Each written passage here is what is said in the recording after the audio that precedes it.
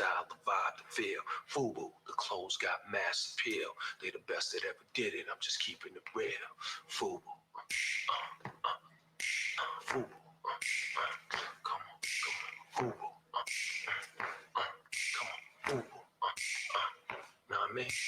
FUBU. It's 1999.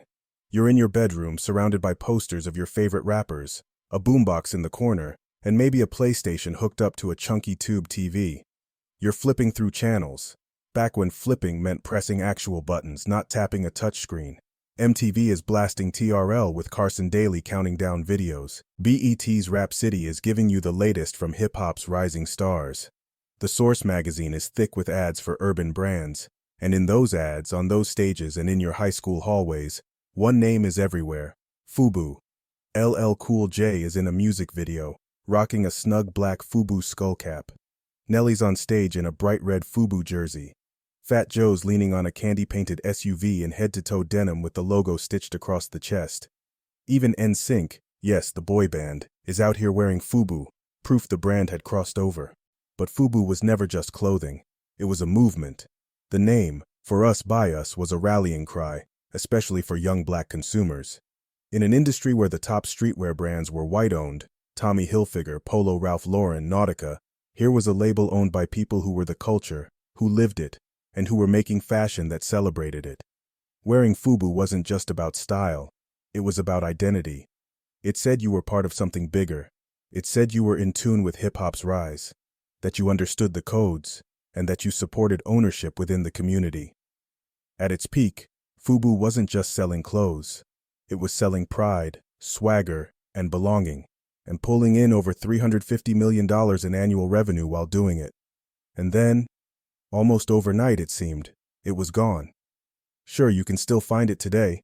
Thrift store racks, nostalgia re-releases, maybe a cameo in a music video. But the glory days are long past. So what happened? How does a brand go from dominating the streets to fading into the background? To find out, we have to rewind, not to the runways of New York Fashion Week, but to a street corner in Hollis, Queens, where four friends and a mother's faith started something they never imagined would take over the world. Hollis, Queens wasn't just any neighborhood in New York City. In the late 80s and early 90s, it was a breeding ground for hip-hop royalty. Run DMC, LL Cool J, and Salt and Pepper all called Hollis home. It was a place where hustle was a necessity, and style was as important as your flow. Daymond John grew up here. He wasn't a rich kid. He worked odd jobs, handing out flyers, bussing tables. But he had an eye for what was cool. He could see that streetwear was booming, but most of it wasn't being made for the people driving the culture. So he decided to change that.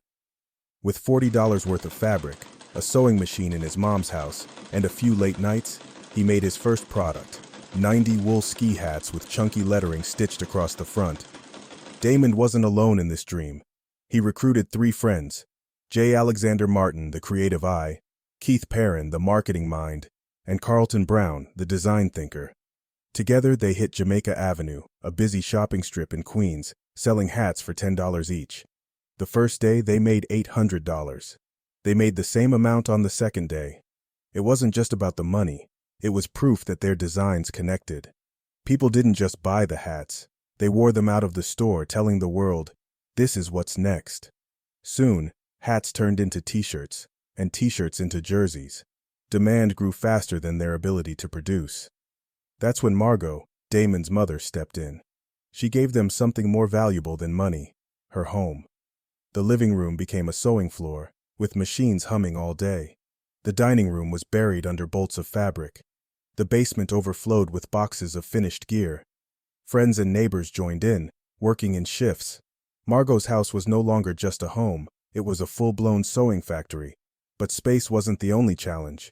They needed capital to keep up with orders. Street sales weren't enough to finance big production runs.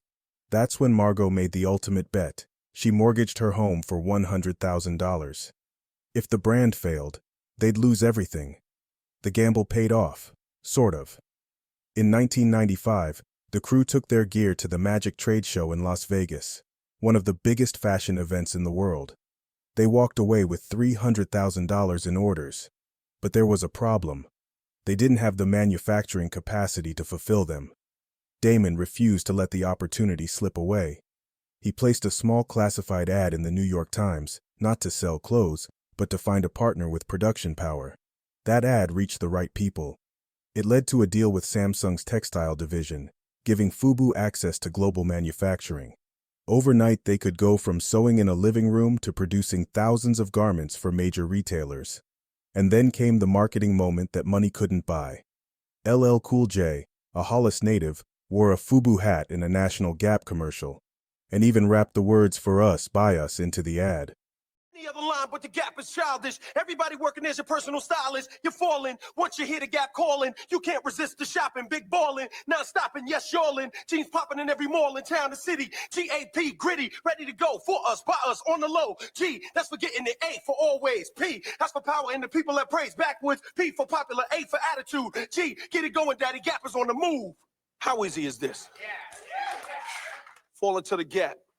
Gap had no idea. Millions of viewers saw it. It was free advertising worth millions, and it cemented FUBU's place in the culture. By the late 90s, FUBU was unstoppable.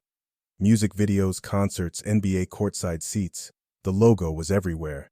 LL Cool J was still a face of the brand, but now he was joined by Nelly, Ludacris, Fat Joe, Mariah Carey, Jay-Z, and even Michael Jackson, who was spotted wearing a FUBU jacket. Pop stars like NSYNC and the Backstreet Boys gave the brand crossover appeal that most streetwear labels could only dream of. FUBU wasn't just selling clothes anymore. They had footwear lines in major stores, eyewear collections, outerwear built for both style and cold weather, fragrances, yes, cologne with the FUBU logo. At its peak, annual revenue hit $350 million, and the brand was sold in over 5,000 stores worldwide. Culturally, FUBU was a symbol of pride. For Black consumers, it was proof that they could build a global fashion empire from the ground up.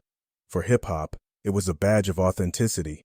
But as the 2000s arrived, the style landscape began to change. If you're into this deep dive into the rise and fall of FUBU, hit that like button and subscribe to Aggressive Intelligence. We bring you the untold stories behind the brands, the culture, and the moves that shaped our world. Drop your favorite FUBU memory in the comments. Fashion is ruthless. What's cool one summer can be dead the next. By the early 2000s, the oversized jerseys and baggy jeans that FUBU helped make famous were fading. Slimmer fits and subtler designs were in. Pharrell was pushing skater-inspired looks. Rocawear was leaning into cleaner silhouettes. Daymond John was selling tailored streetwear.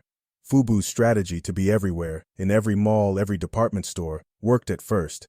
But oversaturation killed the exclusivity. Suddenly, everyone had it. And in streetwear, that's the kiss of death. Licensing deals put the logo on products far outside their core, lowering quality and eroding authenticity. In streetwear, authenticity isn't just important, it's survival. Then came the retail collapse. Department stores were shutting down, online shopping was growing fast. FUBU's business model was built for the old retail world, and they weren't positioned to pivot. By the mid-2000s, FUBU had pulled back from the US, focusing on international markets where the brand still had cachet. Here's the twist. FUBU never really died. In countries like South Africa and Japan, the brand continued to sell well long after disappearing from US malls. Nostalgia drops and limited edition collabs have brought the logo back for old fans and new ones hunting for vintage style. Gen Z has embraced FUBU as retro streetwear, buying it in thrift shops and styling it with modern fits. Daymond John, meanwhile, has built a new empire as a Shark Tank investor and motivational speaker, using FUBU's story as a masterclass in branding. FUBU's DNA is still in the game. You can see its influence in brands like Telfar, Fear of God, and even the Cross Colors revival. It proved that a Black-owned brand could dominate the mainstream. And that lesson still resonates today. So, where did FUBU go? It didn't vanish. It evolved. For us, by us wasn't just a slogan. It was a blueprint. The clothes may have cycled out of style, but the cultural impact is permanent. Did you own FUBU? Was it the hat, the jersey, or the full denim set? Drop it in the comments. And if you enjoyed this breakdown, like this video, subscribe to Aggressive Intelligence, and hit the bell so you never miss the next deep dive. We don't just tell stories, we uncover the history hiding in plain sight.